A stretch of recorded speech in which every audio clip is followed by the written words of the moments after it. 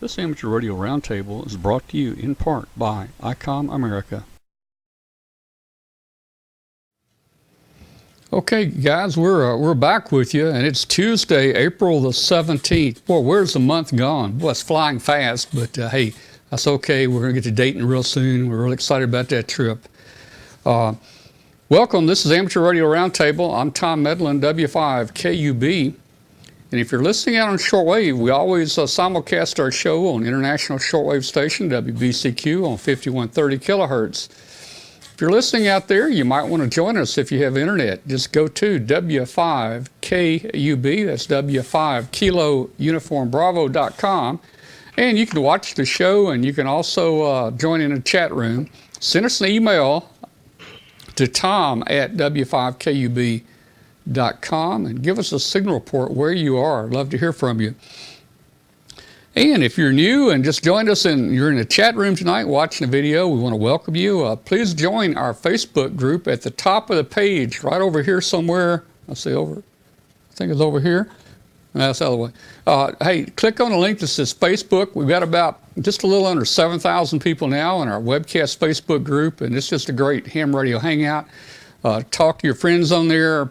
Put your shack pictures on there. We'll show your shack pictures on the show. It's just a ham radio site. So click on the link up here and join our Facebook group. Let's see. I was looking at the chat room and someone said I have a lot of mass. I don't know what that means. Emmett, does my audio sound like I have a lot of mass? No, actually it sounds really nice and clear. It says you've lost a lot of mass. Oh, you've lost a lot of mass. Okay, I got you. Hey, guys, as I was telling Emmett earlier. You have reduced in density. Yeah, I have reduced in size, guys. I've lost 20 pounds, 21 pounds in the last 60 days.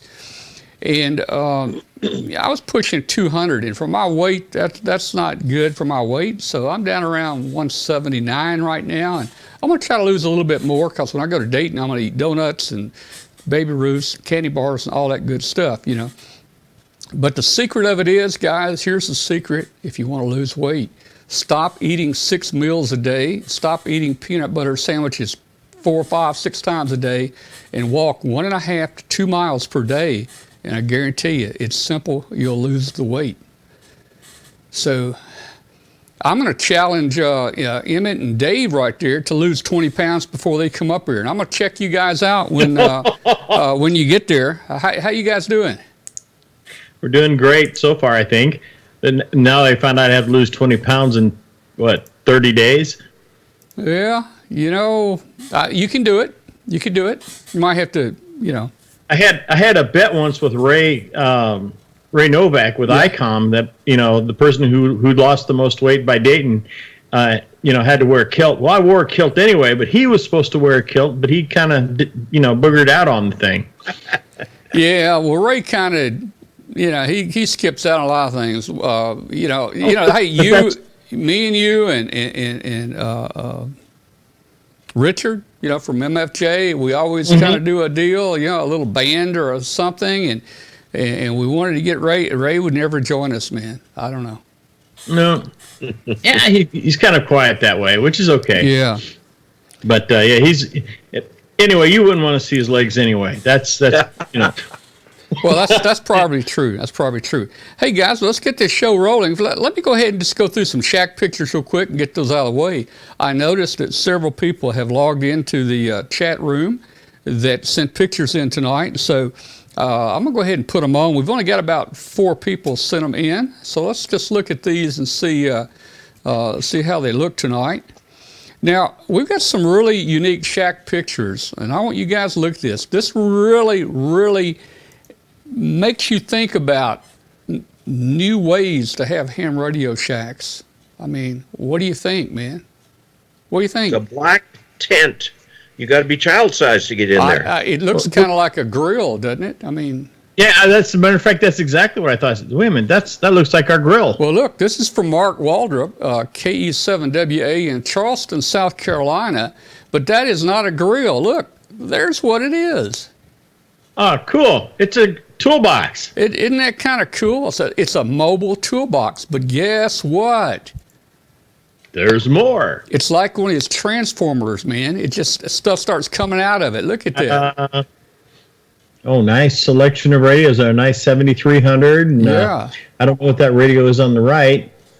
I don't know, but look at Nice. that. That looks cool, doesn't it? It comes Nicely out of that, done. It comes out of that toolbox. He's in a homeowners association, so he can't do a whole lot. But look, he's got that toolbox ham shack there on a screened-in front porch, and there's his antenna out back. And hey, he makes contacts and he has fun being a ham. What do you think about that?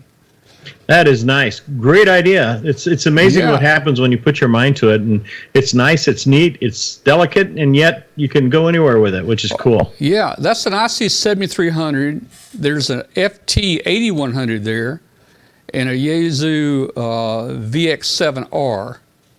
That's what the radios are. And that antenna is a super antenna. Let's see. I don't know. I think that's a Comet, isn't it? It's a MP1DX TR80 HF Super Whip. I'm not familiar with it, but that's it, man. Wow. Okay, hey, let's jump on up here to Brooklyn, New York, real quick. Look at this. This is a James Gallo. Oh my. KB2 FMH. Yeah, James is up there, and man, hey, I'd name it all, but I can tell you what it is. It's his Drake collection. Look at all that Drake gear, and he's really got it laying out really nicely there. It looks really, really nice. So you think he's got enough Drake gear there? What do you think? I think he's got room for one more. Okay, well here's the next one right here. There it is, right there. See, told you. So see, he did have a little bit more room. So that's James Gallo, KB2 FMH in Brooklyn, New York, and his collection of Drake equipment. Wow, really nicely done. One Good of setup. everything there. Yeah, hey, look at this. Reminds me of me back about 54 years ago. And this is, believe it or not, this is the kind of stuff we used back then. It was a miracle if we made contacts. You don't make contacts. We didn't make contacts back then like we make today. We turn the 7300 on. We yell. We got a guy in Antarctica answers us, and he gives you a 5.9. Well, hey, on these days here, your band on those receivers was about a quarter of an inch long, and let me tell you, you had to do some tricky stuff there. But this is Kiwa Lee K9 SUL. He's in Champaign, Illinois. And this is a really nice vintage station. He's got an that's a HT18 VFO there. And the old Helicrafters S53A receiver. And he's got a Heathkit SB10 there with a homebrew power supply. And back then, when sideband came out, there was a company called Central Electronics. And they came out with some sideband stuff. And this is he has a Central Electronics sideband slicer. He's got a pre-selector there, and he's got a static 10 DA microphone. So, oh man, I mean, that just really brings back memories, Oh man. What is that thing square in the middle? Is that a Heathkit? I can't quite read it. I'm not sure what that is. We'll have to look. I guess the Central Electronics may be on the very end down there, I think. Yeah, it is. The slicer's on the left-hand side on the bottom. I'm not sure what that is, but maybe he'll be in the chat room and he can tell us what that is. Let's see. We got one more here. This is from Chris Bloxham, AA4CB, Ridge Manor, Florida. And Chris has got a neat little shack there. He's got a Yaesu FT991. And a TYT 380, a Bofang UV82 for 2 meters and 220. So that's a little different than most of them you see. It's got 220 on it.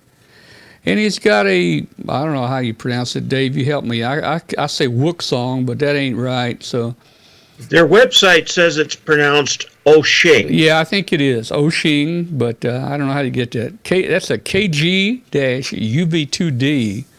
And look, he's got a little Ziggy sitting there on the equipment. So thanks a lot, Chris. Do you tune that with the nose? Thanks a lot. Yeah, that's Ziggy there. Thanks for sending that in, Chris. Great ham shacks here tonight, guys. All right. Well, look, let's see. Let's jump over to Dave. And Dave, let's find out how you've been doing, and then we're gonna get into some Ask Dave questions in a minute. You've been working on anything special lately? Well, last week's video, I've been working on this radio here. It's called an Islands HD1. It's a DMR radio made by a company called Redivus in China, and Islands is their brand for their ham radio equipment. And this is a new radio for them. This is their first foray into ham radio. This is a DMR radio, and they very carefully tried to map it to the ham radio market. It's got a screen that's got all kinds of information on it, and they specifically designed it so you can put everything in from the front panel. I've been kind of frustrated with it because I had some trouble getting the programming software working, but I've gotten it working, and so I've been working on this today. Last week, since I didn't have this fixed the way I wanted it to, I did what I thought would be a filler video. The name of the video was The Mighty Rhombic, the King of Antennas. I saw that on YouTube. That was pretty cool. Yeah, thank you. That's been one of my most successful videos in many, many months. I've had, it's going to be 7,000 views here pretty quick. And my videos usually get 2,000 or 3,000. And I guess I had a little bit of fun with it. I was actually able to model a rhombic using EasyNEC and discovered some things about it that I think were a little different than common knowledge. But boy, you can put one of those things up and get an elevation angle of less than 10 degrees. I mean, I'd be firing at the mountains around here if I did that. It's like shooting a laser beam in the direction you want to go, which is pretty cool. It really is. I got a, it was really popular back in the 1930s, 1940s during the war. The British used them as part of their wireless intercept service because they wanted to find the Germans wherever they were, and they had to do it pretty much from Great Britain. It was amazing. So I had a lot of fun with that video, and I guess a lot of other people have too. That was quite a video. Okay, as far as the Ask Dave, I've got a few Ask Dave here, and the first one, they're all ham radio related except the very first one. And this very first one shows the problem.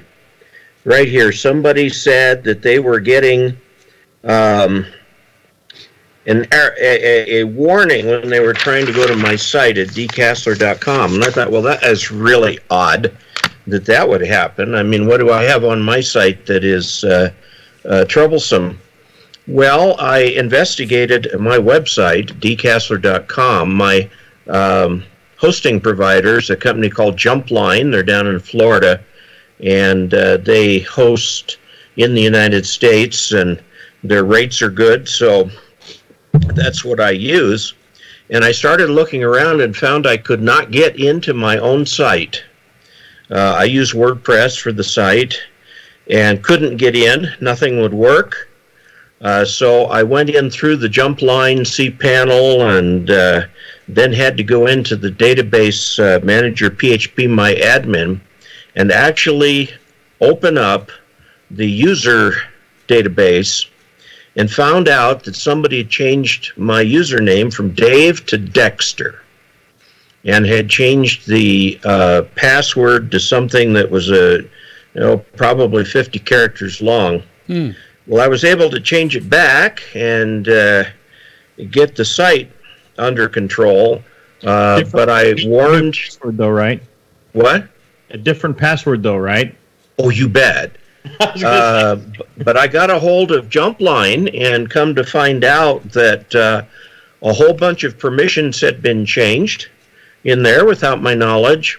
and they traced the IP address of the person who had changed the permissions to a extension .ru. Oh, go figure. Yeah.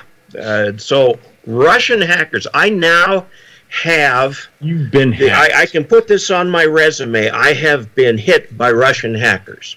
All right. I mean, the Turkish terrorists were interesting and had much better graphics, by the way, but I'm in the big leagues now, Russia.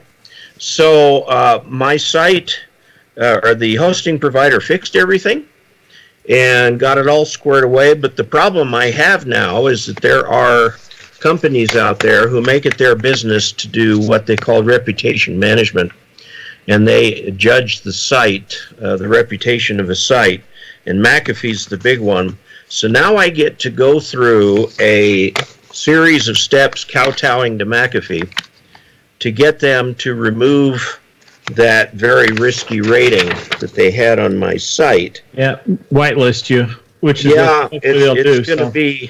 It's going to take several hours worth of work, which makes me real happy when I'm trying to put videos together. Anyway, it is fixed, guys. It is fixed. So if you get the warning, they're out of date. I'll get them to fix that. So let's go into some real ham radio here. Here is a guy, Al, KF4DWA, from Hawaii. He likes the videos.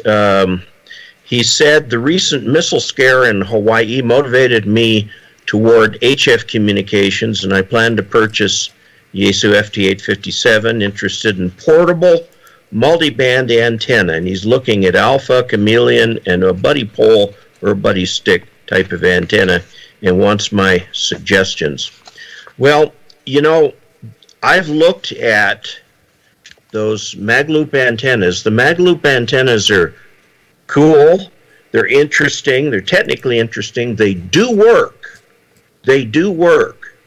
And I've reviewed a number of them. I even purchased with my own money the one from MFJ that has the little remote tuning box. In fact, I've put it up on my roof in a horizontal position. I'm going to do another video of how well it works that way. It's way high in the air now, and it's horizontally polarized. But I'm going to suggest that for HF-type communications, if you haven't spent a while working with these loops, they're very picky on their tuning. I would recommend you go with something that has broader tuning on it, like the buddy pole or buddy stick, rather than the loop, because when you've got the loop, you're tuning the loop at the same time you're tuning the radio, and it makes it hard to tune across the band. Emmett, you've got a whole bunch of antennas up your sleeve there. What are your thoughts on that? Well, he's looking at something extremely portable and simple to work with. A couple products that we would quite frequently recommend is something like our Pathfinder, which is a long wire type antenna that's about 66 feet long. However, I'm thinking he just has a very limited space, and you know, your recommendations are pretty good there. I like the Pathfinders. The military likes it because that's what they do out in the field, not just the military, but certain operators and so on. It depends on what he's trying to do. The thing with a wire antenna, though, is that you've got to figure out places to string the wire, whereas with something like the loop and all that, it's close by. The loop itself, even though technically I am 100% with you on that, it's an interesting antenna. It actually really works well, but it is problematic in the sense that you got to work both the radio and the antenna at the same time. And the thing you run into with these loop antennas is that you have this thing called the near field effect. Sometimes you'll tune it, it sounds great, you'll move away, and then all of a sudden it goes away. And it's because your body became part of the circuit, or part of the capacitance that brought the antenna into resonance. And yeah, it gets to be quite interesting. But yeah, I like the Pathfinder. It's a good grab and go, fits in a pencil case, and it's a good general all-purpose antenna to use. So there's lots of options for you, Al, that you could look at. And I will tell you this, as a new ham, your first antenna will not be your last. There's always one more. There's always one more. Here, speaking of antennas, I've got another one here on antennas. This is from Steve, K0SWH. He's working on his General. He has inherited a friend of the family's HF radio and tuner. Right now he's listening with a dipole, but he says he's going to put up an 80-meter loop like mine. Wow. Well, my 80-meter loop was an 80-meter full wavelength horizontal loop, about 25 feet in the air. It's I think the Sky Loop that was in the handbook for a long time. And so he's wondering how he can get his 450 ohm ladder line out. I think he's looking at some of my older videos, because I've since gotten rid of that loop as not really working very well. I went with I had an old Butternut HF9V vertical that I completely refurbished, and that's what I'm using right now. Also, I have an MFJ cobweb antenna that I really like. It's up at 15 feet and works about as well as that vertical too. And Emmett, I think you've got something to say in the cobweb arena too. Yep, the radio waves, we also have an antenna. It's called the Scout. The nice thing about our Scout is we also have a 40-meter element, which is linear loaded. The thing that makes that antenna so nice is it has the gain of a dipole, but yet it has the radiation pattern goes out more to the sides instead of straight up and down like you would expect with a normal dipole. That's one of the reasons why even at 15 feet, that antenna does so well. During National Parks on the Air, a lot of people used our Scouts on, basically just going out in the field, setting it up, operating for a couple hours, and then move someplace else. And needless to say, I love the Scout. The 40-meter add-on is a fantastic new feature for that type of design in giving you the ability, one, to do 40 meters. It's tuned at about 7.185, and with your auto coupler, because it is linear loaded, you can bring things up and down a little bit to operate on the entire band. We've had a lot of success with it, and it's one of our best-selling antennas right now. You can send me one of those to test. I'll put it right next to the MFJ.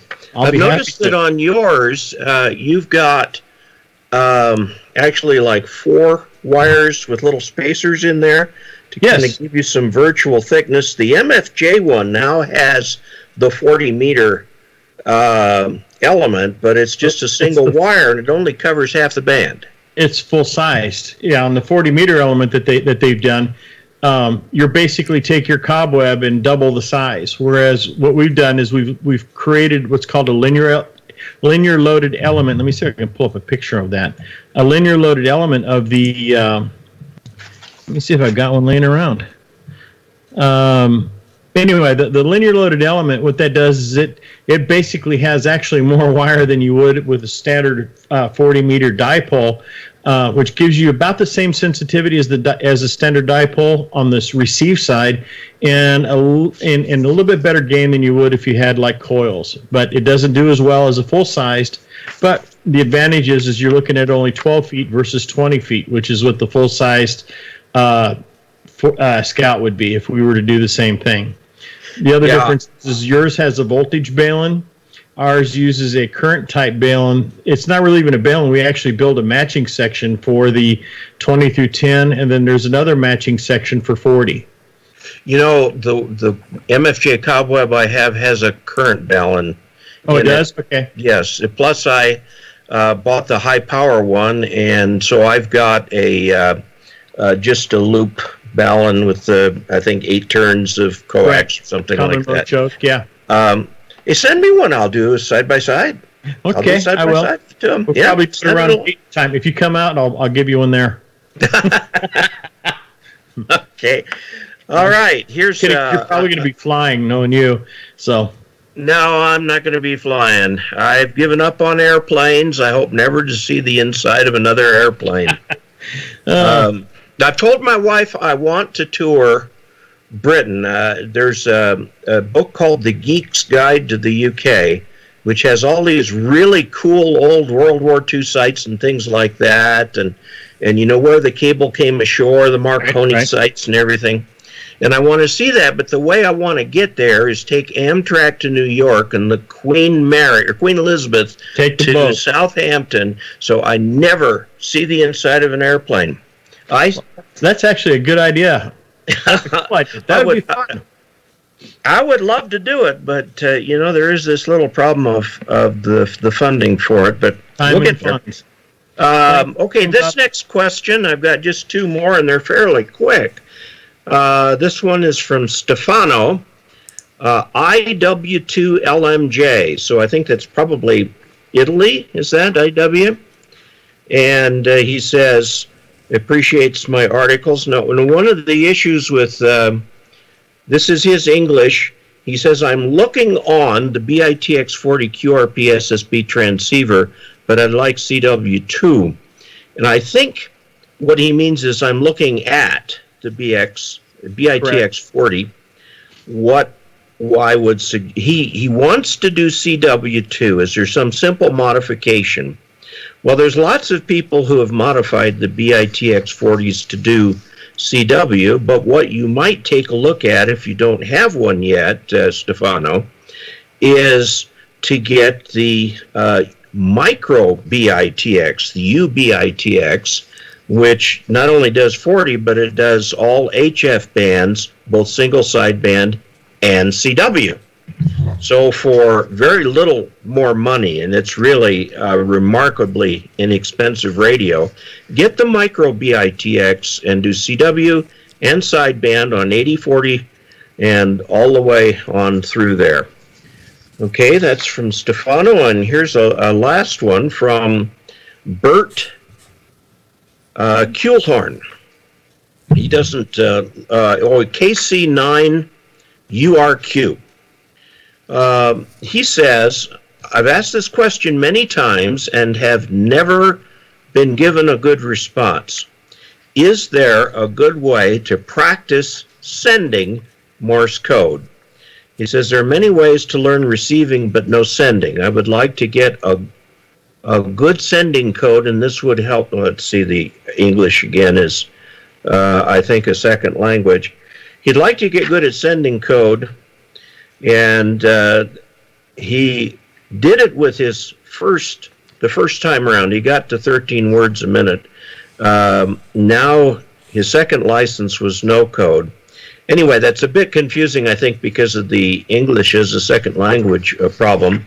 But this is a problem. I have noticed, as I'm sure you have too, that since the FCC dropped the requirement to demonstrate sending Morse code, that you'd get on the air and hear some things that were very nearly indecipherable.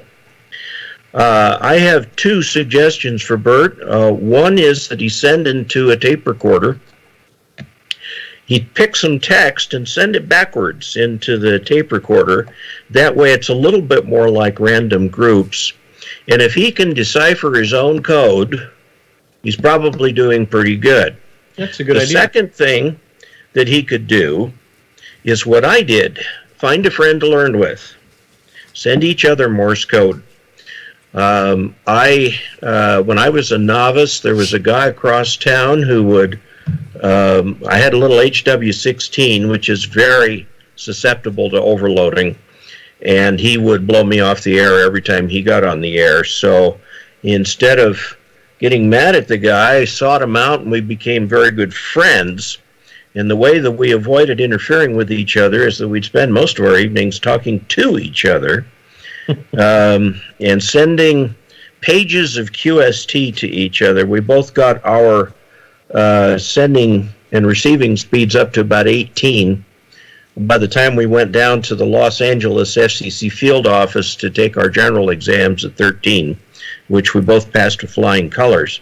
So, one, send your code in such a way that you can't remember what you sent, such as sending text backwards into a tape recorder, or go find a buddy and learn to send each other code.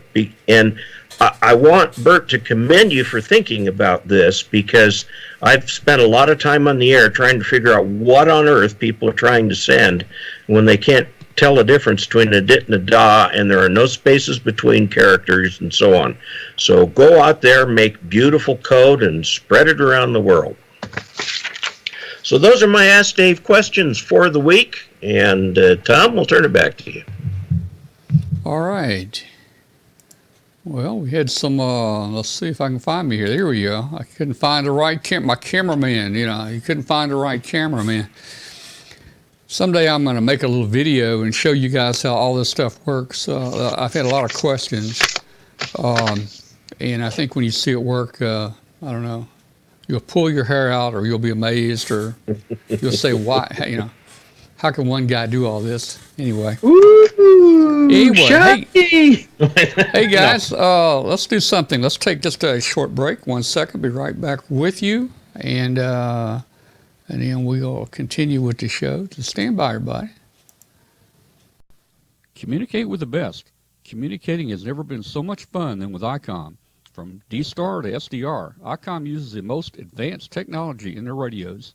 The SDR you've asked for is here. ICOM's new 7610 is a high-performance RMDR with the ability to pick out the faintest of signals, even in the presence of stronger adjacent signals. The new ICOM IC7610 is a direct sampling, software-defined radio that will change the world's definition of an SDR transceiver. It has an independent dual receiver with 110 dB RMDR.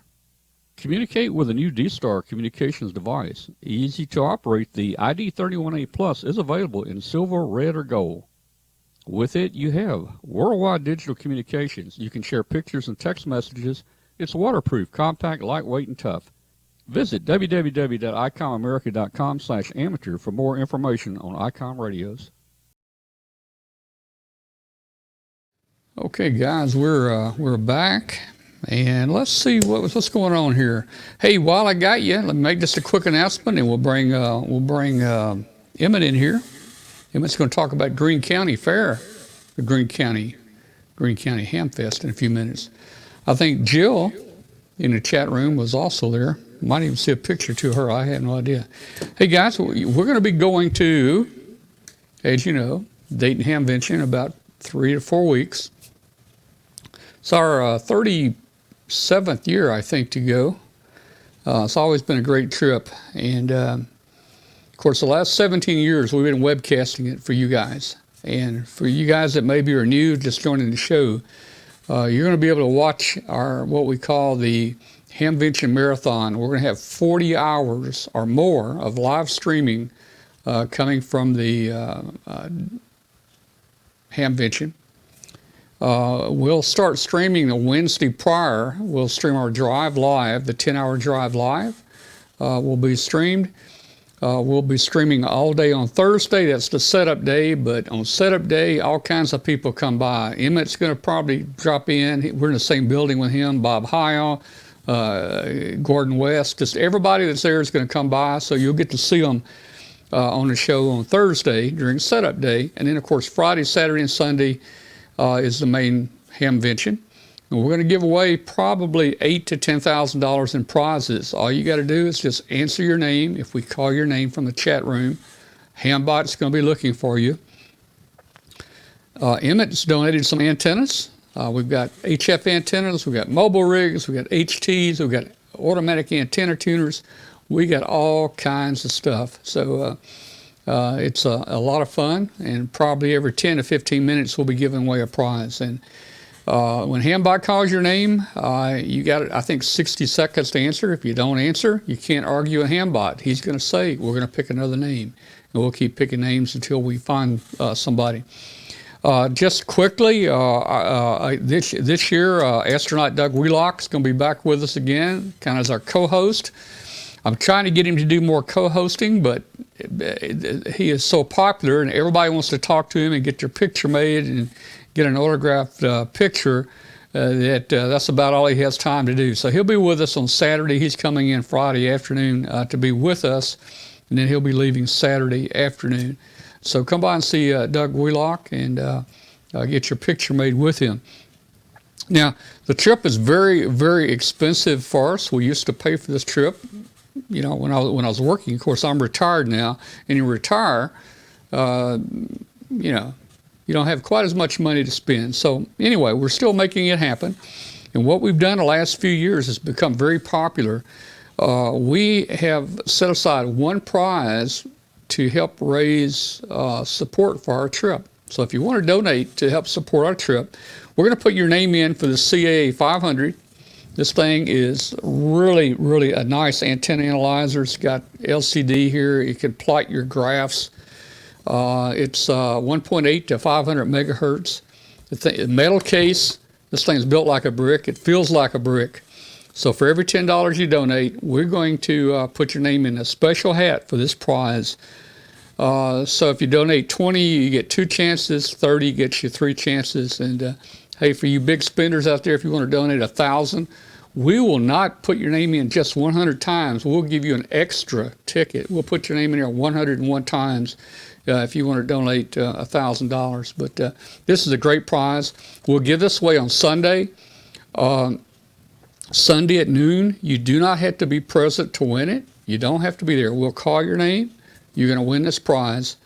But all the other prizes, approximately 50 prizes, all the other prizes are free. You don't have to donate. If you can't donate, don't do it. I'm not asking you to donate if you don't have the money to do it. But if you got a little spare change, click the donate button at the top of the page, and it'll take you to PayPal. You can use a credit card or you can use a PayPal account. And just donate to help support our trip there.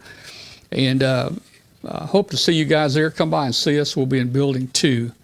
We're new in Building 2 this year, but we're going to be in the same building here with Emmett. All right, so let's just jump back now. Let's see what's going on with Emmett out in Missouri. Emmett, how you doing, man? What do you got going there? Let me turn your audio up. Uh-oh. There you go. Now?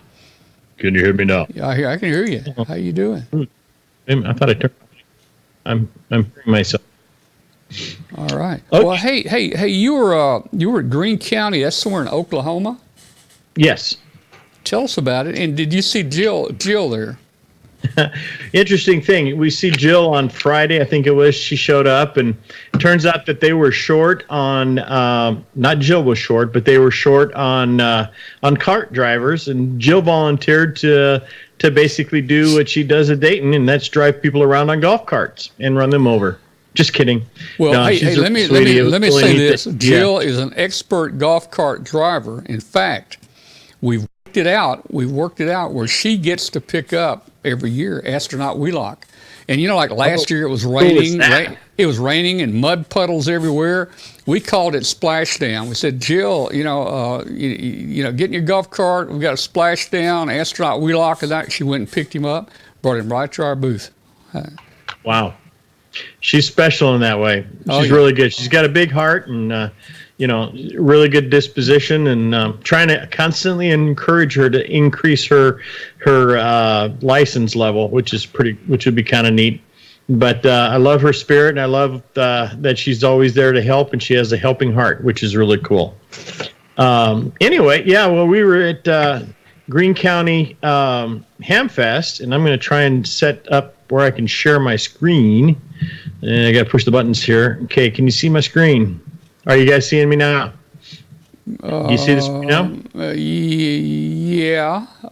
Hang on a second. Let me adjust the camera angle a little bit here, because it's not good. Let me duplicate this shot, and let me adjust the size of it here. Let's see. Let me try this. Hey, Emmett, does that 7300 put out that big display?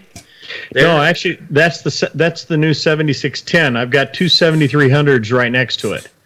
Okay. Yeah, and what you're seeing on the 7610, this, by the way, just for everyone's reference, this is going to be the event station at Dayton this year, and I just have it set up here, getting it all tuned up and ready to go.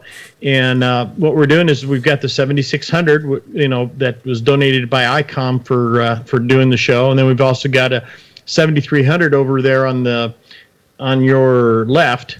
On top of that is the monitor, and I have it set up in what's called dual watch, which allows me to look at both 40, in this case, I'm looking at 40 meters and 20 at the same time. I've got two different antennas, and I can go into this at a little different time.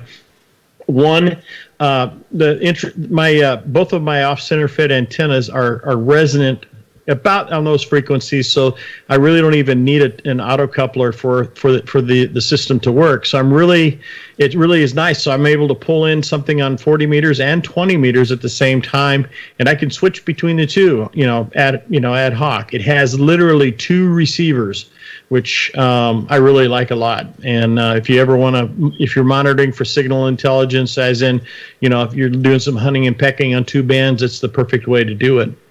So you're saying that the ultimate use of the 7300 is to hold up the display for the 7600. Right now it is, yeah.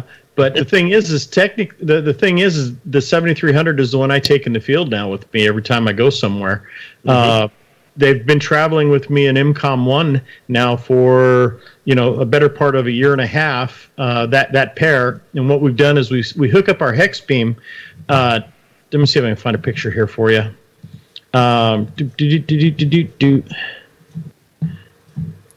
Sorry, you get to see all my pictures. Hey, I just saw your password. Yeah, right. How about that one? You like that one? Yeah, looks good. That was in where was that? That was in oh my gosh, that was in Orlando.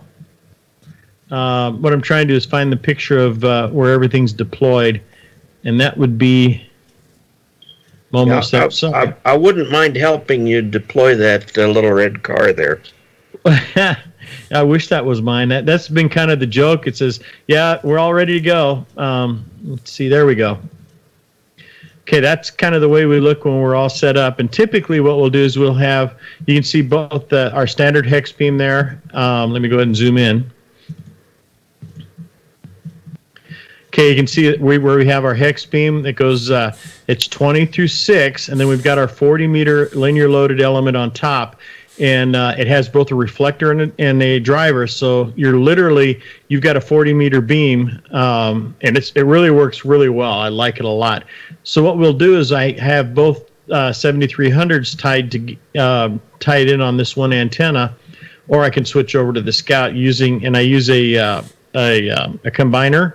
And then I also use a bandpass filters on both of them. So that way I can run on just this one antenna. I can run up to 4 radios at the same time. And during contests, people really like it.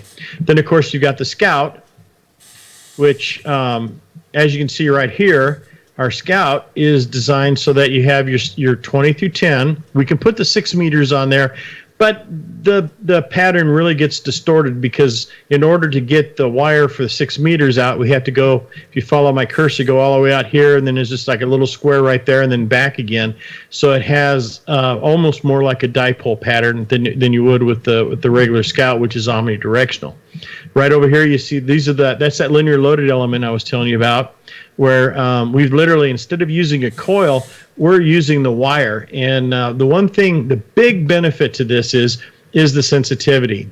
Where a coil will make the wire look like it's longer, the linear loaded element actually does have the wire out there, and as the electrons pass by, it pretty much captures it. So you have a lot more sensitivity when it comes to the receive side. Then of course you see we've got the on this situation, typically I'll have the hex beam on where the Scout is, but during the show they wanted to put it up on the 50-foot tower. I have with this little crank-up tower, which is really nice. This goes with us everywhere, and this is the U.S. Towers ALM 31, which is it's a 31-foot crank-up tower.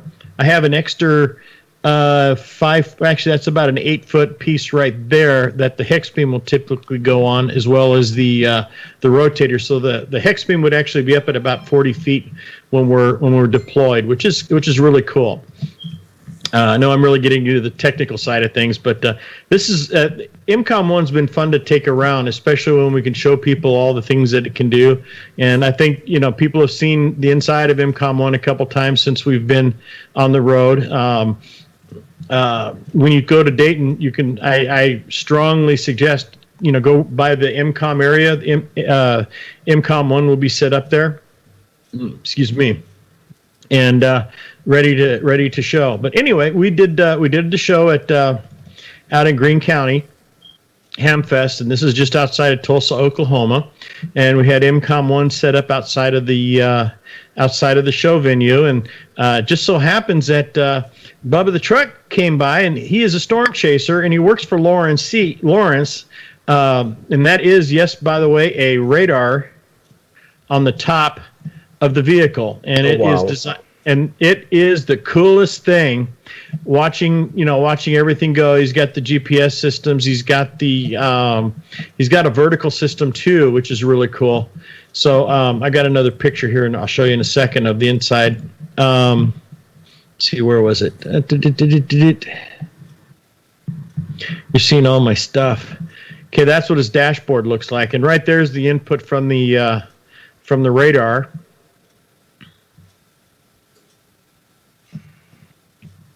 Right there, and you can see we were looking at possibly getting some. It was interesting. We could see the front coming in, and that was the reason why I wasn't able to put up the hex beam, is I didn't want to have to mess with storms and stuff like that. And it turns out it was pretty good that I didn't do that. So he's got like a mobile weather station, perfect for following and tracking down the weather, and it's really a cool machine to watch. We're going to try and coordinate something together in the future. We don't know when, but sometime we're planning on doing it. And if anyone wants to track down the QR code, there you go. There's Bubba the Truck. They do a lot. He does the testing for the radar system on that vehicle, which makes it kind of cool. So he's a storm chaser, and it turns out to be it's a really unique product. Okay, then anyway, we were talking about the show itself. There's another angle of everything. Inside the show, I really was impressed with how nice it was. It was a big gym, and literally it was filled with tables, and there was everyone. There was people everywhere, and it was a good Hamfest. That's my good friend Wade, and we one of the things that we did at the Hamfest is we were doing a fundraiser. We're helping them with that. Is a percentage of our proceeds that we earned while we were there goes to the Batfish, the USS Batfish, and Wade is the trustee for the USS Batfish, and he was selling some of his radios, and we were selling our antennas, and it was pretty cool. He's a neat guy. It was a fun show. It was good to see Joe and Jill at the show. And there's Wade. There's a picture of the Batfish, and there's some more of the club members. There's Rochelle, smiling as usual. It's funny, we bring a case of those these hairy elbows, our antenna tapes, and it just seems like they go quickly, which is really cool. I'm glad we did what we did when we did that. It's one of those things like you're wondering, do I really want to do this? And the next thing you know, it turns out that, yeah, it's probably a good idea. Anyway, this is Friday night, just before the show ended, which ended at about 9 o'clock. And here's a picture of IMCOM 1. But anyway, that was, by the way, this is my sunrise. So we literally got up in the morning at about 5 o'clock. The sun's coming up, and I couldn't help but not capture that before before we got on the road. It's like, man, I got to take a picture of this. So I did. Other than that, let's see, what else do we got here? We were also going to talk about, as I recall, oh my goodness, setting up an antenna system. That's by the way, everyone, that's a picture of the top of my house. And that, by the way, is where I was standing when I did everything. Just so you know, what I've done is not everybody can put an antenna up like a beam. Believe it or not, I have an HOA where we live. Okay, there is a, I can't comprehend why it's there, but it's okay. So what I've done is I've literally ran from the shack is like right here. And what I've done is I've ran a DX160 going east to west this way. And then I have a, Then I have, okay, here's another angle. I got the DX60 going east to west, which goes from this way to this way. And then I've got another DX80 going north to south. And that's kind of what we have hooked up on our right now on the ICOM 7610.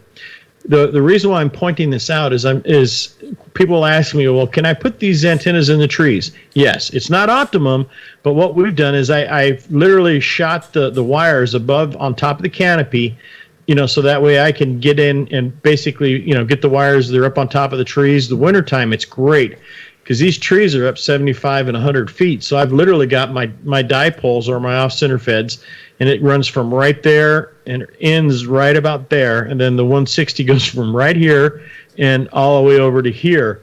And the good news is my neighbor here she's a ham. This guy is retired Coast Guard, so he's happy with having the radio there. And this guy over here has no problems whatsoever with me having my antenna. So what I did do is I talked to my neighbors.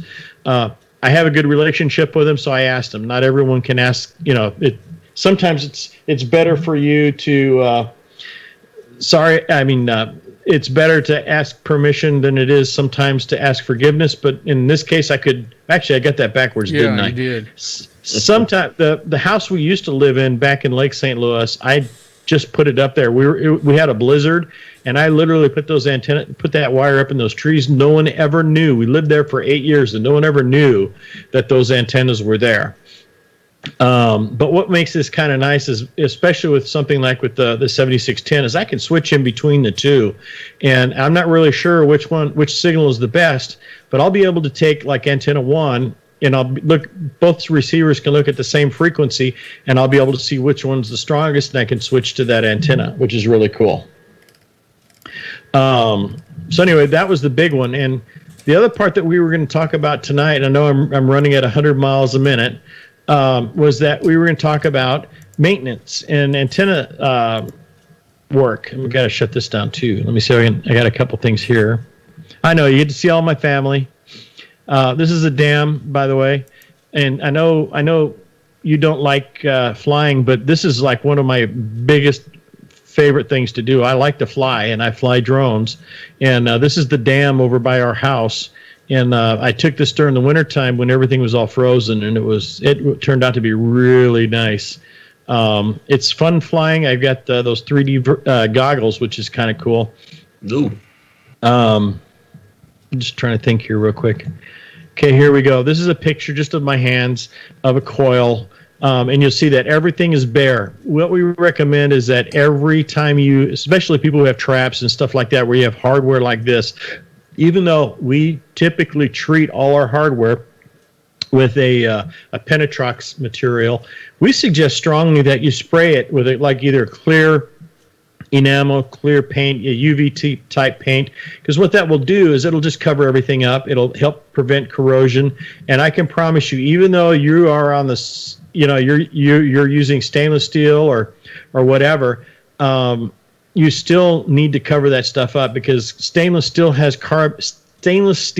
still has carbon in it, and it does rust. And also, if you get some contamination in the threads, it will freeze on you, and then next thing you know, you've just how many times have you tried to take a nut off of a seized nut off of something stainless steel? It breaks. So the other part is during this time of the year, we've got a lot of really weird weather coming through. I don't know about you guys, but we went from a snowstorm. I got this picture. I'm going to show it to you, and it's like, let me see if I can find it. All my good friends from England. Snowstorm. You looking for a snowstorm? Right there. What, you looking for a snowstorm? Yeah, thank you. That was 2 weeks ago. You see all the green grass, and look at all the snow. It was just like, come on, really? I thought we're supposed to be having some, springtime and all that. And I was wanting to be able to take pictures of all the snow and all, and not all the snow, but all the flowers and stuff like that. So, anyway, with all this weather change, you're going to be looking at moisture, freezing, drying, rain, moisture, and so on. That's going to cause havoc on all your connections outside. And if you have as you recall, I've constantly recommended that whenever you install an antenna system, install it with looking at, oops, you don't want to see that picture. Think about putting it together with maintenance in mind. Okay. And when I say maintenance, I'm talking about knowing that you're going to be having to take this apart in about 6 weeks or so. Oh, here's a better one. Sorry, I had to do this. Yeah, we had about 3 inches of snow that day, and then the next day it was 70 degrees and it all went away. But anyway, those are the big things. Check your connections, check your coax, check check your lines. You saw pictures of the lines. I'm going to go ahead and stop sharing here in a second. Hey, Emmett, there's a question. Mickey, NY2MC, is interested in your 80-meter off-center fed dipole. He wants to know if it has a voltage balun or a current balun. We use a current balun because it's a lot more efficient. It has fewer problems when it comes to common mode that you would have with the more common off-center feds that you see today, where they're using a voltage balun. The voltage balun on that configuration only really works if you are working on the fundamental frequencies, and if you work outside of it, which most hams do, you're looking for problems, and that's why we use the common mode choke, or not common mode, but the current balun. Yeah. Yes, so the answer is we use a current balun. Also, Mickey in Y2MC that asked that question, he won the CAA 500 last year. All right. Interesting thing to talk about the CA 500. Look what I have in my hands right here. Oh yes, that's right. And what I really like about this is the dual needles. Can you see that? I can't tell if you. Yeah, there we go. There we go. There we go. The dual needles. Dual needles. There we go. Turn it on. And there we go. There we go. I like really the display. Nice sharp display. And interesting thing is I put this on my IFR 1900, and I can't believe how stable the oscillator is on this, or the signal. When the signal out on this thing, I've been impressed with it. It's a stable thing. One of the problems you have with most of this type of analyzer is drift, because quite often that oscillator that they're using to generate that frequency that you're doing the measurement for the SWRs, it bounces back and forth. As temperature goes up, the oscillator will change a little bit, so you're not going to get a consistent reading from time A to time B. This one does not seem to have that problem, and I really like that about that. Matter of fact, this is going on MCOM 1 as a quick, instead of having to use the Rhodes Schwartz. Whoops, it's on, isn't it? Instead of having to use the Rhodes Schwartz all the time, I can use this. The other thing I like about it is it does everything from 1.8 megahertz, to 500 megahertz. So I'm able to take care of everything from, my 160 antenna all the way up to my 440s, because on MCOM 1 I've got four 440 repeaters. I've got a 2-meter P25 repeater on the system, and it's really good for checking out all these antennas. I really, really, really, really like that. So, what other questions do we have? I'm not able to follow on chat right now because I've got the screen up. Well, let's see. Emmett, this is K5TMH. Tim said it was great meeting you and seeing MCOM 1 at the Greene County Hamfest. Oh, thank you. Yeah. We got the question about the 160 antennas. Might not be a lot more questions here. There's definitely a lot of discussion about it. Yeah. Never had any luck. anyway, some people have had luck and some haven't, but for the most part, when it comes to an antenna that I'm going to take with me, the first antenna that I will typically grab if I'm going somewhere, especially if it's an emergency and we're doing amateur work, I will be taking one of the off-center feds, and typically it'll be the 80 meter. And the biggest reason is that with the 80 meter off-center fed, because it is a 4-to-1 balun that we use, if you were to tie both ends together of the wires, you now have a 40 meter loop. Yeah. Which is nice.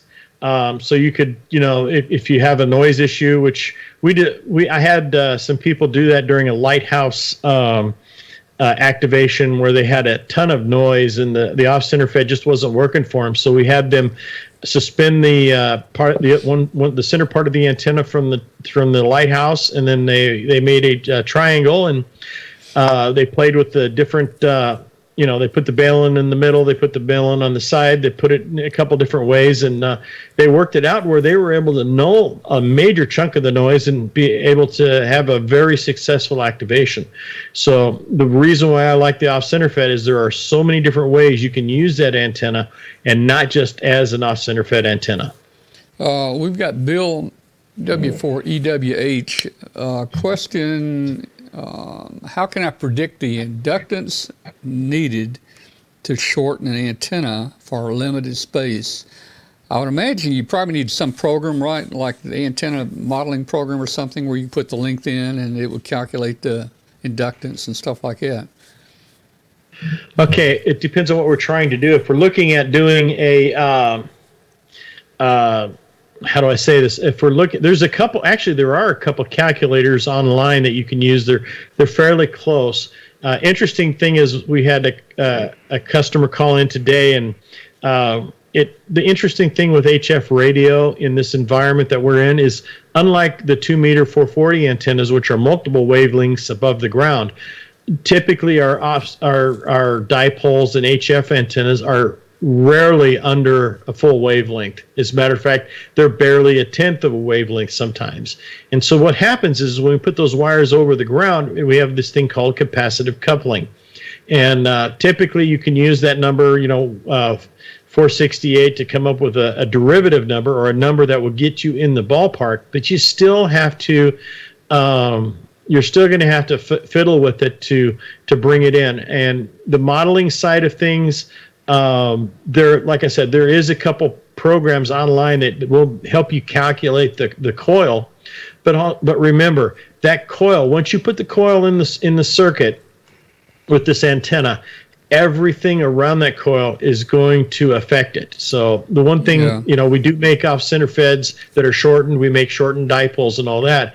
And the very classic problem is that, it works great, and then I move something and then it stops working again. And that's because, you have this near field inductance that happens that literally detunes the coil or puts a little bit of capacitance on the coil that you weren't expecting, and you are part of the capacitance, or something gets close to it and it changes everything. So Bill's saying he needs a 160 meter dipole in an 80 meter dipole space. Yep. Okay. So basically, what you would do is there is a coil that you can use, or you can do a linear loading, which I prefer to do. It's a lot harder to do to get it right. But if you want to do the coil, I'm not going to give you the numbers, but you can find out how to do it if you're going to do it on the web. I don't know what the website is. But just type shortened dipole calculator, and you'll come up with some pretty good programs that will get you in the ballpark. But remember, whatever you do, always anticipate you're going to have to put a little bit more wire on it. And in some cases, if it's too short, you may have to put, I saw someone who just put www.66pacific.com. That is a good one for doing basic calculations. Good call, Mr. Woodman. And that is one good site. They also, by the way, on that website too, have a calculator for doing your magnetic loop antenna too. So if you want to calculate how to do a magnetic loop, they have the calculator there as well. All right. Now, the interesting thing you need to remember that when you start doing I saw someone talk about N8IDK. He had, basically he was able to shorten his antenna down, especially 160 down to 88 feet. Yes, you can definitely shorten things down, but one of the biggest drawbacks of using a coil to drop the fundamental frequency of the antenna is that it has very, very, very narrow bandwidth. And so you're going to need to make sure that you're going to be able to either use your autocoupler to bounce it up and down, or understand that there is going to be a very sharp dip, and you're going to want to develop, your antenna, especially on 160, around the frequency that you want to use, because otherwise it is going to be kind of a booger trying to bring, something that's at, let's say, like 1960 to or down to 1850. You just won't be able to do that. Did you just say booger on our show? Yes, I did. Sorry. Oh man, I tell you. Okay. Hey, why couldn't you just put up a non-resident flat top dipole, as long as you can get it, and just tune it with a good tuner? You could. The only problem is that once you start doing stuff like that, especially like with the nice LDG autocouplers, you have this problem called common mode current, which comes back into the shack. In other words, you're using your coupler inside the shack. Your coax, everything becomes part of the transmission circuit, and that's where we have problems with RFI and so on. So what we try to do is get it as close as we possibly can. And typically on the 160 meter antenna where you're using the coil at about 88 feet, you're going to be looking at about 25 kilohertz bandwidth maximum when it comes to, when it comes to your bandwidth on that, using that coil. And if you were to use a cage dipole would be good, but the problem is you still have to shorten it. So that's where you use something like linear loading, which will give you maybe about 50 to 100 kilohertz bandwidth. And the nice thing about the linear loaded is, because it's not a coil, it's not going to be as reactive when you're working outside of the resonant frequency of that circuit. So you can use your coupler a whole lot better. How do I say it? Basically it'll work a lot better, and you'll also enjoy a very nice side effect, and that's greater sensitivity on the receive side. Yeah, couldn't you solve some of those problems by putting that auto tuner out right at the antenna? Oh yes, as a matter of fact, one of the things that we do is we make a kit for the ICOM AH4. And what we do is you can run your wire out and do almost a linear loaded design, and then just when I say linear loaded, you're basically going out one way, coming back, going back the other way. So you're basically running about the same amount of wire you would run. Actually, you end up running more than you would with the 160, but it's going back and forth. It looks like a cage dipole, and then you use the ICOM AH4, and it will bring it in very nicely and eliminate the problems that you would have with common mode, because it's all being taken care of up at the coupler.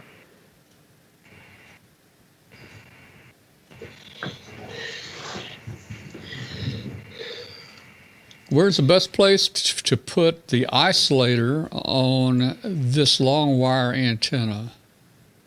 Isolator? On a long wire? On a long wire? I don't know.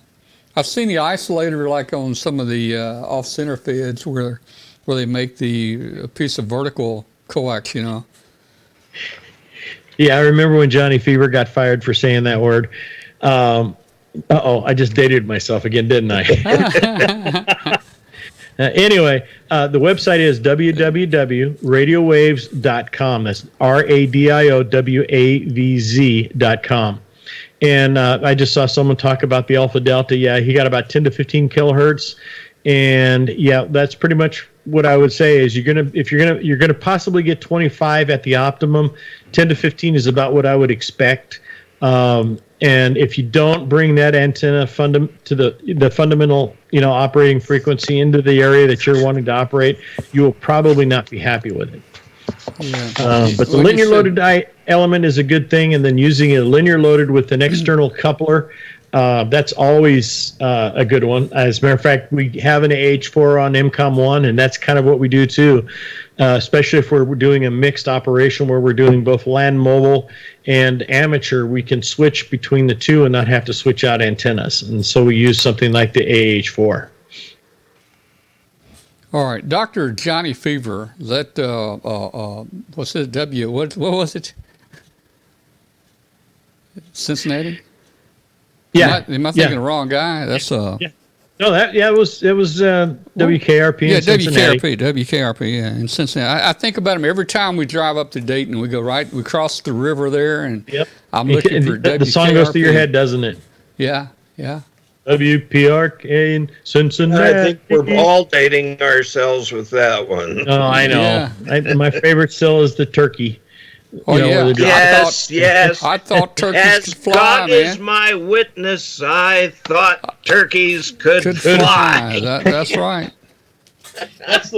That's the one that to this day I still laugh at. Okay, on the end fed type antenna, what you do is you put an insulator on the end, of course, and then what we would typically do is in the middle, you could put another, basically a sliding type insulator, so that way you could support it in the middle, and then you tie it to your balun or your auto coupler, preferably your auto coupler or a matching device of some kind, and it works quite well. Hey Joe, glad to see you're online. Yeah, the one thing that we use is the other product we do have is our Pathfinder, which we talked about before, and you just use a little bit more wire, and it will pretty much bring in 100, and it'll bring in 160, but you still have the issues of bandwidth, so you're going to end up having to compensate for that using your auto coupler. And it's not optimum, but it's better than nothing. It's next to impossible to have a perfect situation, and I know of some people who really do have it, but if you're like me, I only have a very limited space. I don't have limited space, but I have some quite heavy restrictions. But I've how do I say it? I've compensated for them by basically hiding my issues.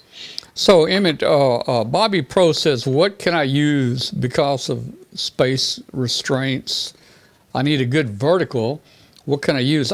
Since you're doing nearly all vertical wires, you probably don't have probably don't have many verticals, do you? Well, that's where once again we're talking about the Pathfinder, where you run a fiberglass pole up about 30 to 40 feet. As a matter of fact, you would see that Orlando was a good example. 2 years in a row now, where we've got a 40-foot fiberglass pole that we crank up. We run the wire up 40 feet. We tie a flag to the wire, and we now have a vertical. And it did everything from 160 all the way up to 10. Now your Pathfinder, is that the cobweb type design, or am I? No, Pathfinder is an in-fed antenna. Oh, okay, I got you. Up, and it goes up a pole, up a fiberglass pole. Yeah. Yeah. So instead of running the wire out, you run it up. You can coil it up the pole.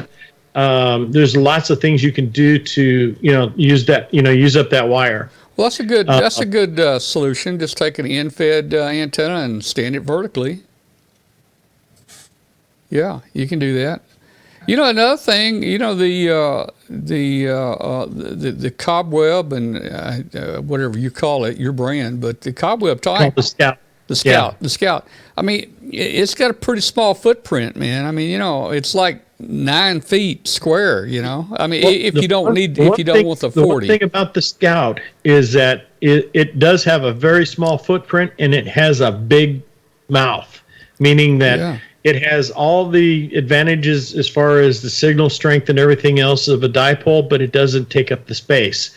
And that's the other reason why I love that antenna so much. Oh, yeah. Then of course the next step up would be the hex beam, which would be our Sentinel, and it's kind of nice having a 20-meter Yagi in a 20-foot space. You couldn't normally have that. Yeah, but you have to rotate it. Man, the hex beam, your Scout it's an omnidirectional antenna, 9 foot square basically. Yep. You can't beat it. I mean, we homebrewed one, and man, I've got it up out there, and It's Well, even amazing. even with the 40-meter element with the linear loaded, and we originally did coils. As a matter of fact, Joe got the opportunity to work on the air with our hex beam when we first did the loaded. Actually, we were using the coils when Joe did it the first time. As a matter of fact, it was kind of fun. His first contact, well, not the first contact, but that day was with John Amadeo out at the Last Man Standing set, which was really kind of cool. But we went to the linear loaded instead of going with the coil. The coils are easy. The linear loadeds are really, when it comes to designing them, getting them to work right, it's a pain. But once you get it, it's nice. So Jeff's asking if these antennas can all run legal limit. The hex beam can, yes. The Scout, it comes standard at 500 watts, but we do have a higher power matching section, which will allow you to run full power. Yes. Right. Okay. Yes. Yeah. Thank you, Joe. Yeah, it worked great. It was fun, and it was. No, we do not have a showroom. As a matter of fact, we manufacture antennas and we sell them to HRO, Gigaparts, and so on, and we can ship them to you if you order them from us directly. But our dealers are HRO, Gigaparts, amateur accessories. Let's see who else. Well, we got quite a few of them out there. Main Trading Company is another one. Maybe R&L. Say again. Maybe R&L. Yeah, R&L. I'm sorry. Gee whiz. Sorry. R&L is one of ours too. This is a case where you've got to get everybody. You don't MTC. want anybody out. Hey, MTC. You got to name everybody. Yep. And it's pretty fun. But I did show you this, right? Our little.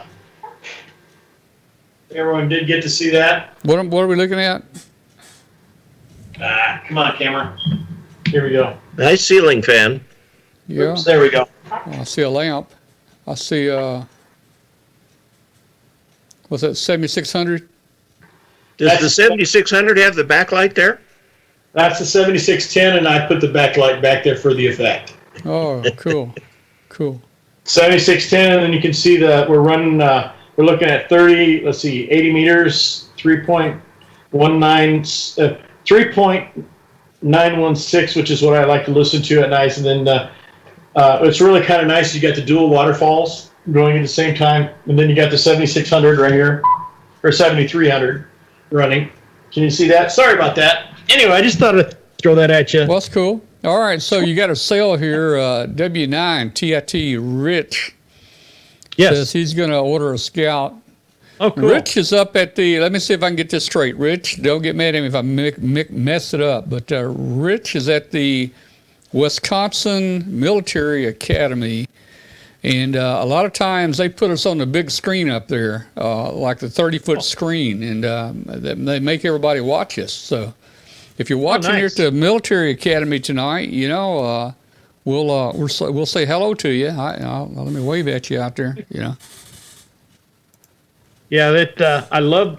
By the way, on the 7610, it's got a monitor output, so I can like you see back here. I've got the display. You know, this little thing right here is now up here, which is cool.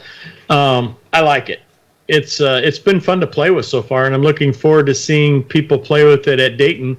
And Mr. Kessler, if you do make it up, you are more than welcome to set up your throne at the Radio Waves booth, which is right across from Icon and right down the road from Tom. And then also we've got the MCOM-1 vehicle that I'll be more than happy to give you space there to do whatever you like. In other words, if you want to do some static demonstrations and stuff like that, you're more than welcome to if you come out. Well, I appreciate that. Thank you very much. You're welcome. All right, Emmett, what else we got to go to talk about tonight?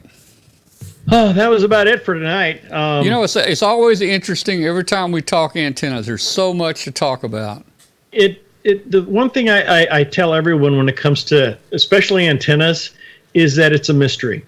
Yeah. I've been doing this. I've been doing this since I was 8 years old when I built my first radio, and my dad almost tanned my hide because I used our telephone, which was leased. You remember back in the day when all our yeah. So anyway, I used it. I used that microphone out of the phone.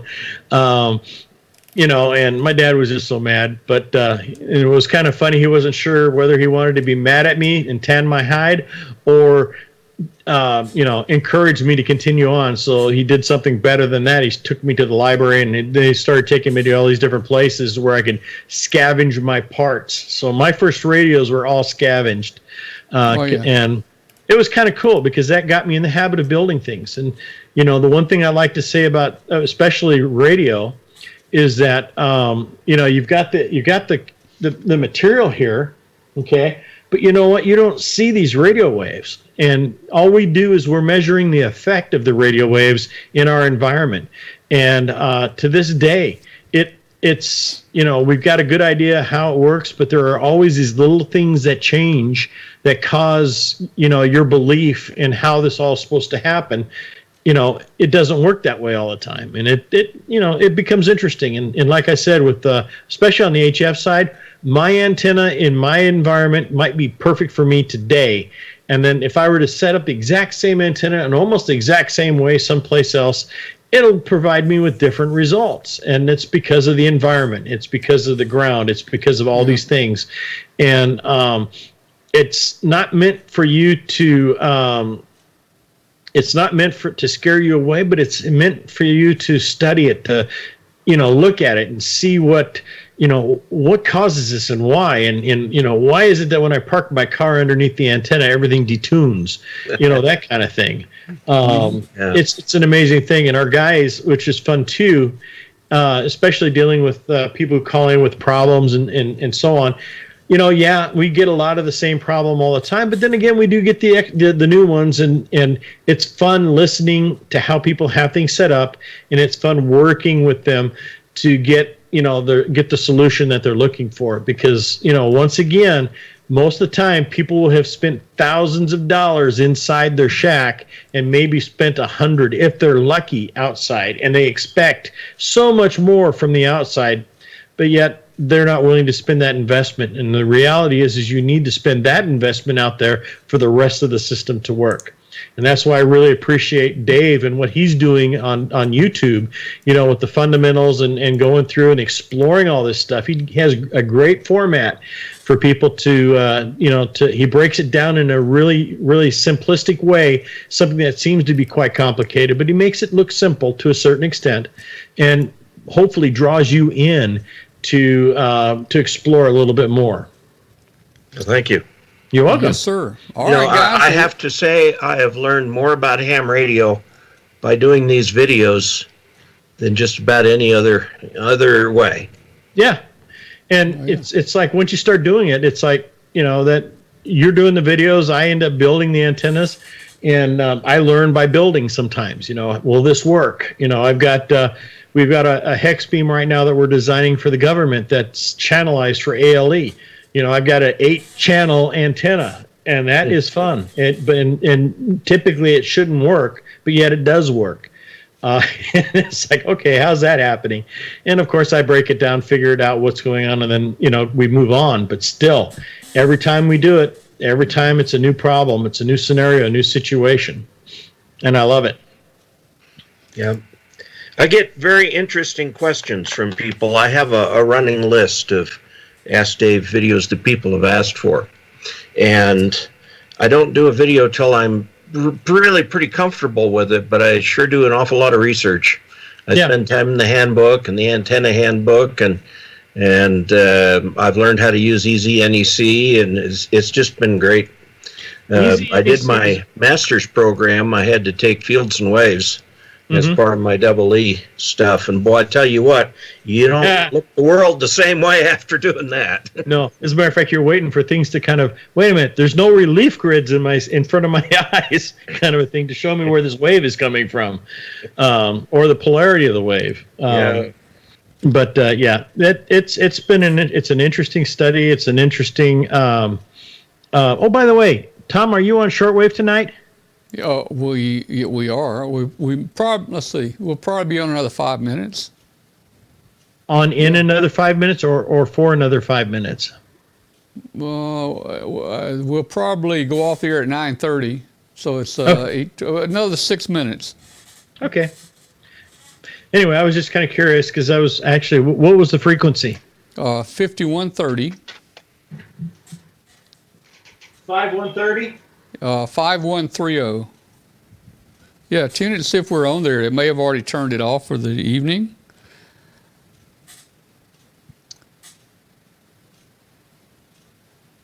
I guess we should talk if you're going to hear anything. So let me just make a couple announcements here, guys, real quick. Hey, here we are. This is the layout at Xenia. If you come up here to see us, we're going to be building 2. That's the one right in the center at the top right there.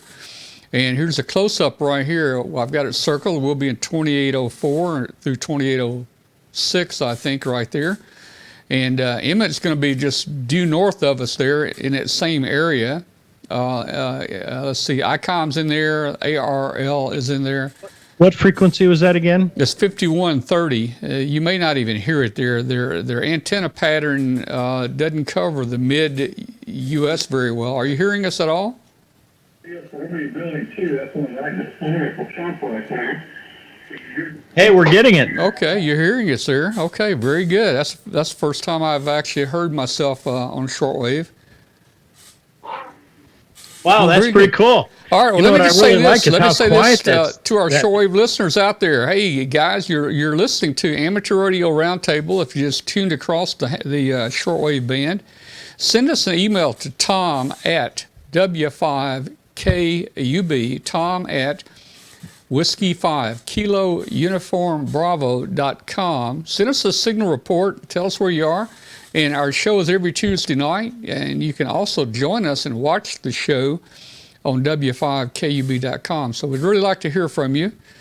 That's cool, Emmett. Glad you tuned us in here. Your antenna's working. Yeah, it's not bad, actually. I'll have to switch it over to the other one and see what it does. But, yeah, that's pretty cool. I like it. And it's actually not coming in too bad at all. I got to adjust the bandwidth on it to get it a little bit better. But other than that, it's sounding pretty good.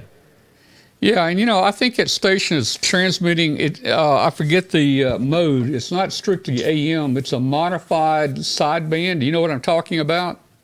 Yeah, as a matter of fact. That way people can listen to it on sideband or AM.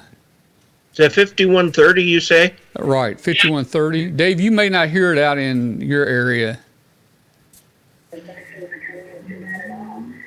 So, yeah, I'm not getting much. Yeah, you might not get much. Oh, I'll put the footprint on here. We got the footprint of the station on here, and out west it pretty well fades out where you are.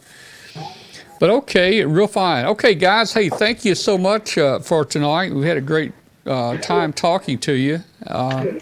I've got one little clip I'm going to run. It's about 5 minutes long. I'm going to try to get it in here. It's about the Memphis Free Fest. And then, we're going to open Hangout up about 9:30, and we'll hang around Hangout for a few minutes. Dave and Emmett, thank you very much for being with us tonight. Thank you. It's been great being with you, too. Thanks for inviting us. Next week, Katie will be back with us next week. I think Martin G. will be here. And also Riley Hollingsworth has confirmed Riley will be back. So we ought to have a great show next week. Join us if you want to. 73 to you guys, and we'll see you later. Take care. All right, 7-3. All right. And 88's to all you good-looking ladies out there. All right. Okay, guys. Hey, I think we had a jam-packed show tonight. I have one little short clip. It's not very good video. I have a big, heavy Canon a camera. It's kind of a pro camera. And I had it on one of those little carrying things, so I was holding it low, and it was swinging like this. So disregard any swinging it might do. But this was Free Fest. Let me put this on and just run it real quick. I'll stop it here in a minute. But this is Memphis Free Fest. It's free to go to it. The tables are free. And they give you a ticket for the drawing. It's free. And it's inside. So it's a pretty nice little ham fest. And let's see. We got a couple little short interviews here. Quick walk around and see how it goes. We got the ARRL here. Hey guys, how's the ARRL doing here? Take a mic and tell us something. ARRL is doing great here at Memphis this weekend. We're having a great time, and hope everybody comes and joins us. We'll be up in Dayton this year, so look forward to seeing a lot of folks up in Dayton this year. But ARRL in Tennessee is alive and well, and glad to have you here. This gentleman right here is my companion section manager over in Arkansas, so he came over to visit with us. This is Jay Ferguson from Arkansas, and I'm Keith Miller from Tennessee, and we're certainly glad to be here and glad to have Tom with us as well.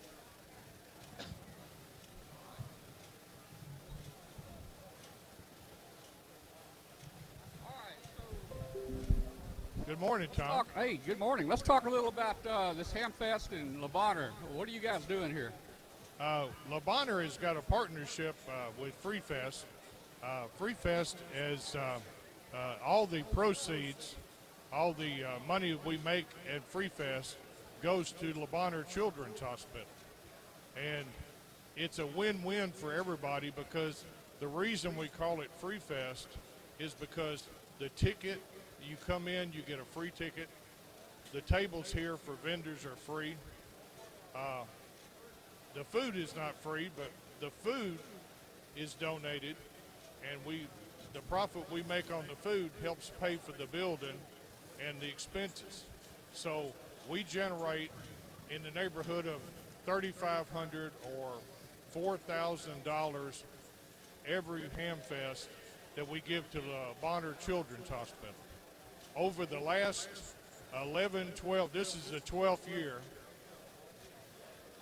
we have given a total of about $30,000. When we got to the $25,000 point with Le Bonheur, they put a plaque up in the entry hall, in the main entrance, for the givers, and that $25,000 contribution is invested, and they operate the hospital with that.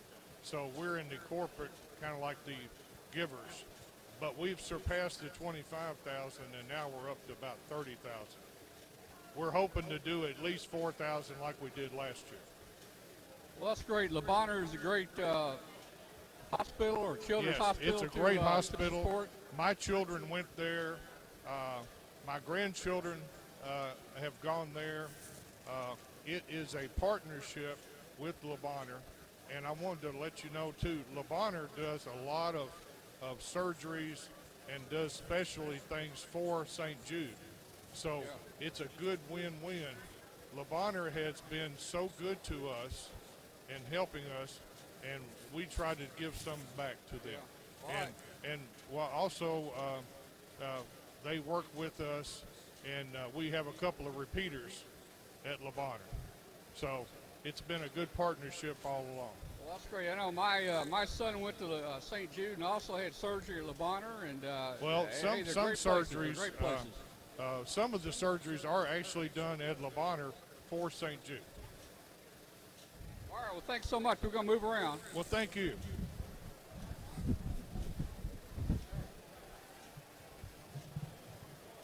All right. So, as I mentioned, free fest. Yep. Everything's free, basically, except the food. On here. Look who we ran into here. Hey, we got Glenn Popil. Hey, Glenn, take the mic. Hey, man, how's it going? Hey, this is Glenn Popil, KW5GP. Read it off the top of the hat. I can't remember the front. I remember the last GP. Yeah.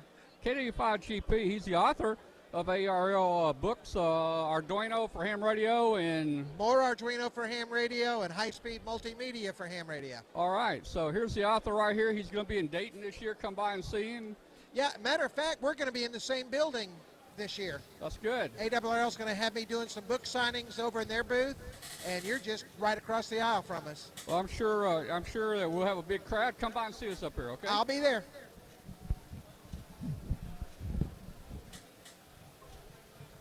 you guys doing?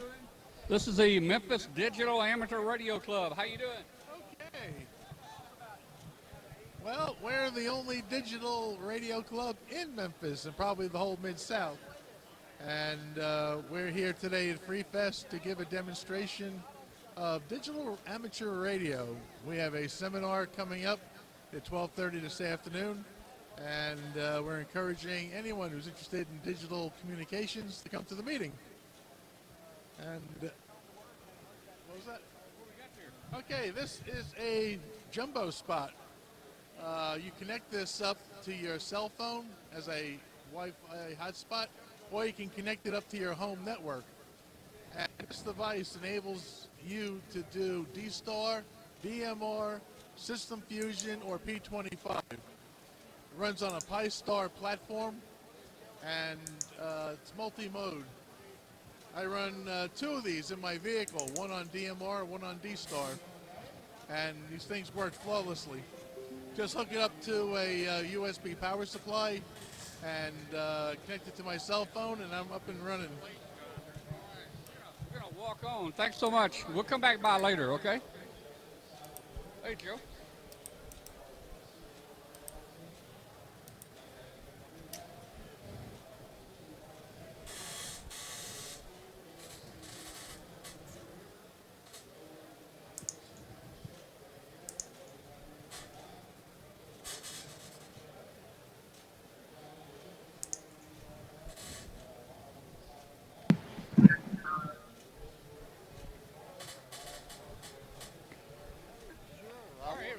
All right, here we go. Let's see who we talking to. Mike Davis out of here in Tennessee. KM4EPO. We're down here with a club that Aaron Club from there. So Well, you got have your club tune in Tuesday night. And you can watch the show, okay? And you hopefully you'll be on there this Tuesday. we do quite regularly. So you'll have to look for us down there. All righty. Thank you so much. Okay, let's see. We got Hangout going here. Let me find the right camera here. Oh, that might work right there. Hey, how you doing? Hey, how you doing, Jeff? Good. Look what I got. What do you got? Oh, yeah, I like it. I like it. Oh, look at that. I like it. Plus, we got this microphone to go with it, and unless you've got one with your flag on it, No. that'll work. So hey, Jeff, what kind of phone you got there? That's an iPhone, but it's a GoPro camera, so the GoPro is the MP4. Oh, so you're planning on doing some recording. Tell me about the phone you're going to record on and the wireless. Is it a wireless mic or what do you got there? Okay, so it's a GoPro camera. Yeah. The phone is just to view the camera. Okay, it's just to view it. I got you. Yeah. The GoPro, it's an MP4 file that I'll give you on an SD card. We'll be able to transfer that very quickly. And then it's not wireless, but I've got it's just a high-all microphone that'll plug into this adapter here. Have you tried the microphone on the GoPro yet? I haven't tried it. I just got this adapter today, so. Yeah, I had to just about reverse engineer the GoPro to get audio in that USB jack. It'd be interesting to see if what you bought there will work. Okay, so yeah, it would be interesting because this adapter was $50. This is a GoPro 5 Black. Yeah. I've got a GoPro Hero 4, the silver, that is good, and it has Wi-Fi in it. I guess I could use my phone and do the same thing for the display. And I've got it. Cool. I've actually got it set up through the cable. I built a homebrew cable that allows me to plug in wireless mics into the GoPro. That's interesting. All right, well, I'll be fooling with. But that's this, good. Hey, practice with it. Try it out. We'll get everything working. Try it and let's see how it works. Let me know. Absolutely. So yeah, we're working towards getting making it easier for me to walk around and just Yeah. do what I want to do to help you out. Yeah, man, I appreciate that. That would be great. All right. I'm trying to, No problem. I appreciate what you do for me. let's see, left. I'm trying to get me in the picture here. Here we go. There we go. That's a little better. Okay. Well, cool. Well, how did the show go tonight? Good. Yeah, I think it went good. Emmett always stirs up a lot of questions, and there's always a lot of interest on antennas. He's a smart man. Yeah. Tom, move over a little bit to your right, if you can. Who, me? Yeah. Me move to move your video over a little bit to the right. to my right, on my right shoulder. To your right. My to right. your right. Move it over to my right. There you go, like that. Yeah, there you go. I could only see your nose. Oh, yeah, it was cutting part of me off here, huh? Oh. Yeah, it was, man. I like the postage stamp there, you know. I guess my screen is wider than your screen or something. Yeah. Okay. Hey, we've got several people in Hangout tonight. Let's see who all's out here. Let's see. We got William. Have you been in Hangout with us before? I think you have. Yeah. Oh yeah. Oh, look at that. Okay. Hey, William, did you win that prize from our show? Yeah, down Huntsville 2 years ago. All right, man. I tell you, that is a beautiful. We're going to give some more of those away this year at Dayton. And I tell you, I love that wedge right there. There's mine right there. It's called the Stars and Stripes. That is a beautiful wedge. And they're going to try to make us some more for prizes this year. So yours looks really good. You like it? Yeah, it's nice. Yeah, it is. It's right at the top of my radio here and makes a nice display piece. Yeah, it's high class, you know. Looks good. All right. So let's see who else we got. Let's see. We got William. We got Mike up there. Hey, Mike, you got snow? I'm not hearing Mike. Yeah, Oop is quiet tonight. He's got to plug his mic in or something. He'll be back. I'll see Douglas. He's awful quiet tonight. Yeah. Hey, Tom, tell me about the audio issues you had with the GoPro. Well, I hear you now, Mike. Yeah, sometimes I got to go out and reboot.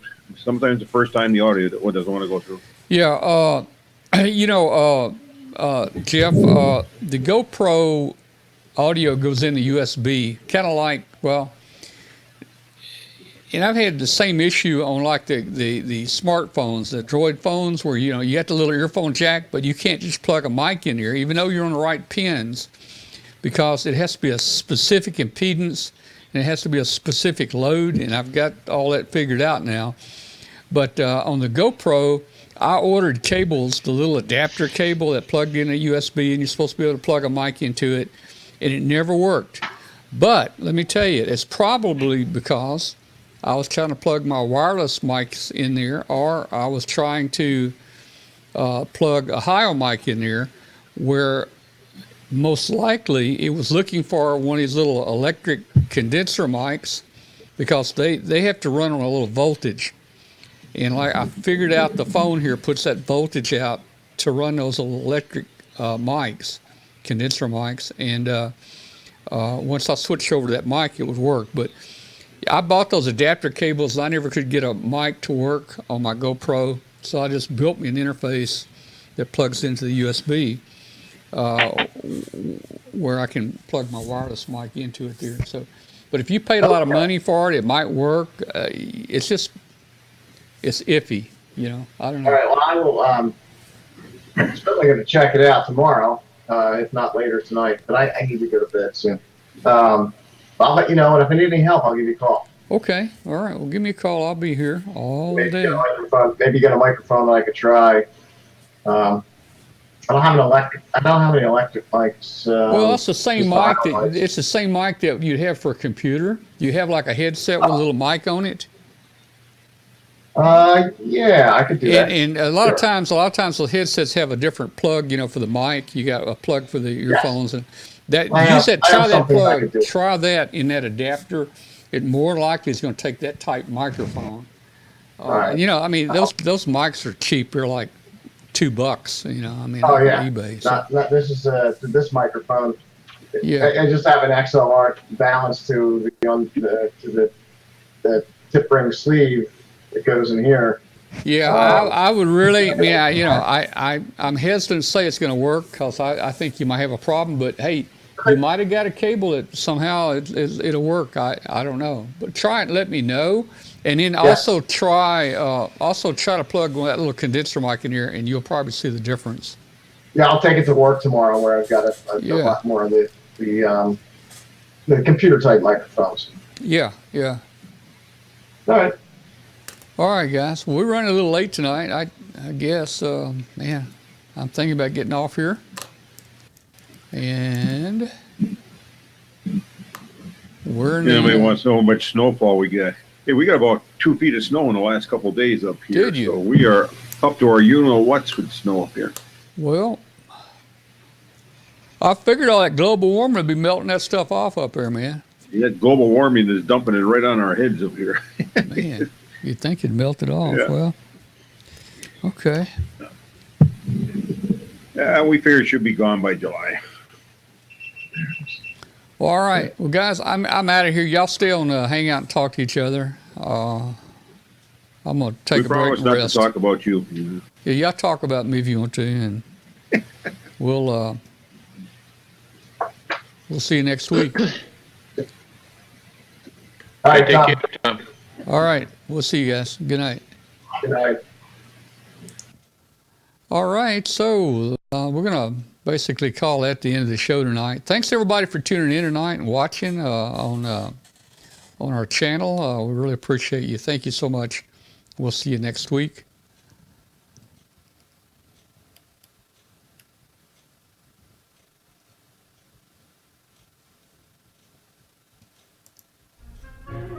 So you're saying I can ask this cat any question? The cat is connected to the computer.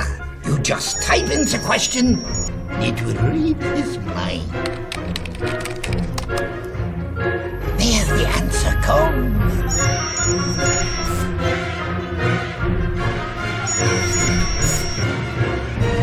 You're the man! I've been looking for this for weeks.